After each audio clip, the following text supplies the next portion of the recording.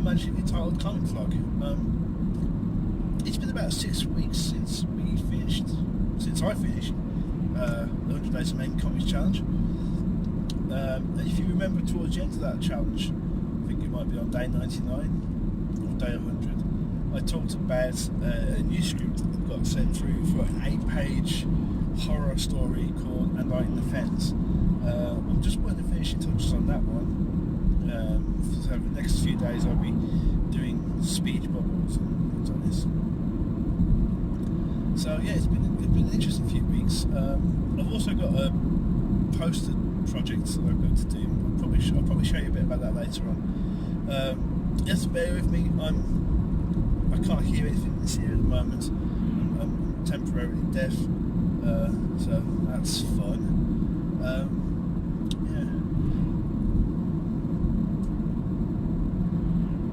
Still, it's a few days left for this week, and I'm recording this video this week just so just to say, hey, I'm not dead. I'm working on stuff. On this governor. All right. It's Thursday. Yesterday I finished off the remaining speech bubbles and page builders for A Night in the Fens. That's with Lee. That's being proofread now. Just checking for any typos or little things, and that'll go off to the editors probably tomorrow. I got a press pack for the 100's new anthology. I'm going to be printing off some ash cans and distributing those to my local comic shop. I'll probably do it on the weekend, take them in on Monday. Last night I didn't draw anything. For the first time in probably 7 or 8 months, I didn't draw a thing. It was a very strange experience. Did a lot of reading instead. So weird night last night. Felt wrong somehow. That I shouldn't be drawing. What else is going on? Well, Peter Pomerant's Retro has funded successfully, I might add, after a very short run, 5 days. Not very long run at all. But he's raised what he wants to get this thing printed, and I look forward to seeing that. I believe that's going to come out in a few months, and then I've got a digital comic. It's going to be great. That's it really. Nothing else to report really. Well, it's Friday. The weekend starts here. Raise the roof. And there's other reasons to celebrate as well. Kickstarter. Our Kickstarter for the 100's Anthology Volume 2 goes live today at some point. The word is midnight. My question is which time zone? But it's going to be today, so that's great. I'm very excited about it. It's been great to sort of see it sort of shape, come into shape, it's been this sort of spurious thing in the distance for quite a while, and now suddenly it's here. It's very nearly here. It's great. In other news, and if you're a comic guy, this probably won't interest you that much. If you're a book illustration guy, it might interest you a little bit. The first book that I illustrated on, which was for History Press, and it's a book called Cambridgeshire Folk Tales for Kids. There's a new edition of that out. It came out yesterday, I believe. So I think there's a launch party today, or a launch event in town. The author Chip is going to be there doing some reading and all that sort of stuff. And, I think I love the book. Obviously, so I've got a soft spot for it because it's the first book I illustrated on, and I like working with Chip. He's a fun lad. So best of luck with this new edition, Chip. I'm sure it's going to be a rip-roaring success, just like the last one. Another video out on my channel. This one's a 100 Days of Making Comics Survival Guide. Just some tips, really, of things you can do or ways to think about the challenge. I'm still deaf in this ear. I can't hear anything now. It's difficult for me to know if I'm talking too loudly or if I'm not talking loudly enough. absolute pain. Yeah. Still, it's Friday. Let's go to work and let's take care of some business. Yeah, onwards. I'm on my lunch break. Just printed off my flyers. I'm gonna get a long arm stapler. Take a look at this. Yep. Maybe I get some good bargains here. So yeah, let's go have a look.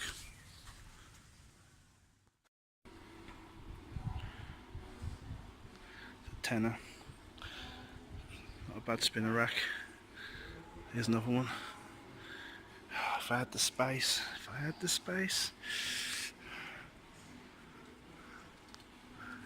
Yeah. Suffice to say, no staplers. Oh well, never mind.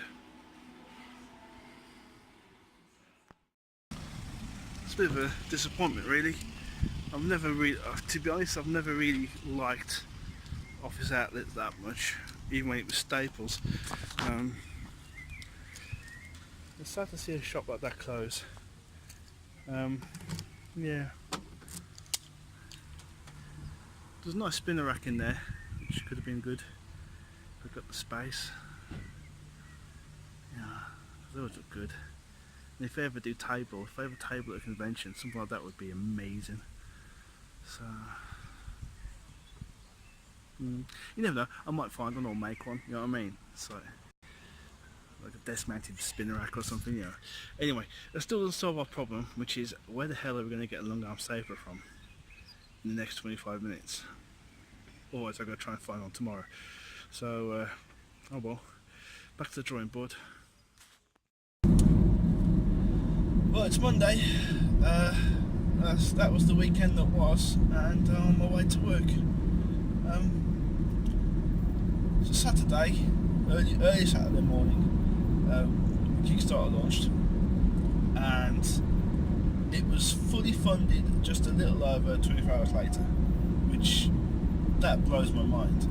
I'm used to seeing Kickstarters that sort of they work like a bell curve, you know. So you get a few pledges, and about the middle of the campaign you get the majority of your pledges, and then it sort of tails off, and you might get into a spike right at the end. This one is just like, no, you're funded right now. It's happening. So the book's happening. It's happening. This is it. It's happening. It's being printed.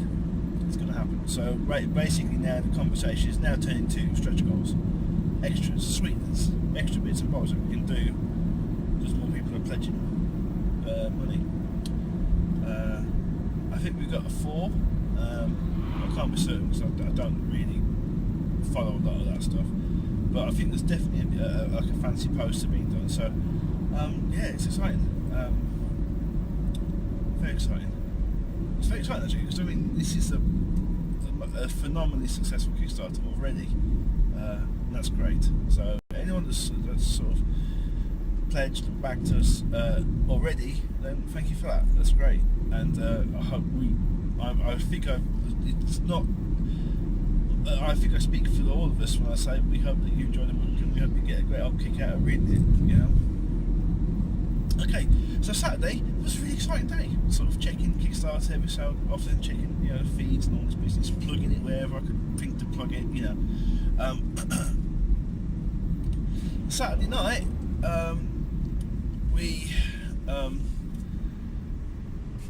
didn't sleep much because my little girl decided at 2 o'clock in the morning, well, half past 2 to 3 was the perfect time to wake up and start creating havoc. I can't blame her really. It was really hot on Saturday night, really hot. She probably couldn't sleep. I think it was 4 o'clock by the time she went back to sleep, so everyone was tired on Sunday. But never mind. We've all got a bit of a nap, and that's it. Did some more drawing on Sunday. Drawn out a 4-page comic. It's based on historical events and characters. Historical events and characters that happen to be incredibly gory. I mean, this is the stuff, the horrible histories be going, oh, that's a bit much. They'll be going, oh no, can't touch that. I mean, the horrible histories, they revel in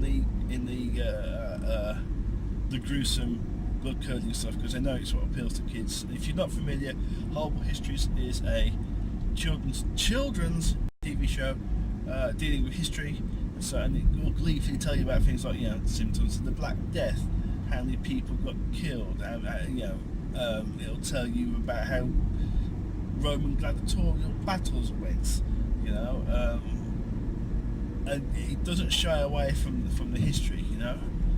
I think they'll say things like, what's the name of that? There's a Polish astronomer that had the metal nose. They'll talk about that, and they'll say, oh, imagine he had to blow his nose, and you know, they revel in it. And I think, giving them this story, they might just go, oh, that's a bit much. So it's a fun story. And I'd say at the moment it's just sketched out rough on my sketchbook. It needs a bit of refinement, but I think it's not a bad little 4-pager. What else has been going on? That's it, really. It's just, that's you guys all up to speed now. I say it's Monday. I'm on my way into work. On Friday we did the search, the fruitless, as it turned out, search for a long arm stapler. That didn't work out very well for us. So today I'm going to be shooting off at lunchtime, going to local mall and trying to find a stations there, which I think there's a couple. The big plus is it's just around the corner from my local comic shop there, so we can kill two birds with one great big ass stone. The downside is parking is going to be astronomical. It's all going to be very sort of tight, but we'll get it done. It'll be fine. I'm sending off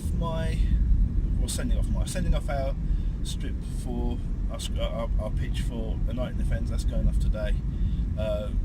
Basically he said, yep, okay, send it off, and I would have sent it off on Friday, but I was a bit busy with other stuff, so essentially I sat on it for 3 days. It's the 3rd today, deadline's the 10th, it's a week early. That's pretty good going, I think. So that's all for now. This will be a week's video. Sometimes. Alright. Well, just been to my local comic shop and we've crashed and burned. They were I printed off ash cans because there's lots of promotional stuff in there, and they were very reluctant to take them. If it was a leaflet, it would have been fine. So irony, I should have just printed the flyer out and be done with it. But I dropped £4 on a couple of grab bags that look pretty good, so that's something. It's not a total bust. And you see, I'm wearing the Elite shirt. Guy behind the counter sort of said, oh yeah, I love playing the game, so did some brownie points. I've sort of mentioned, you know, the dev on the game. So, you know, strange thing is, no one knows what ash can is, so never mind.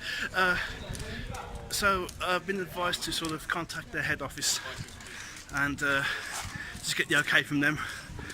So ultimately this could be a complete washout, because by the time I hear back from them, Kickstarter could be over. I'll do it anyway. Who knows? Alright. Well, I better get back to work now.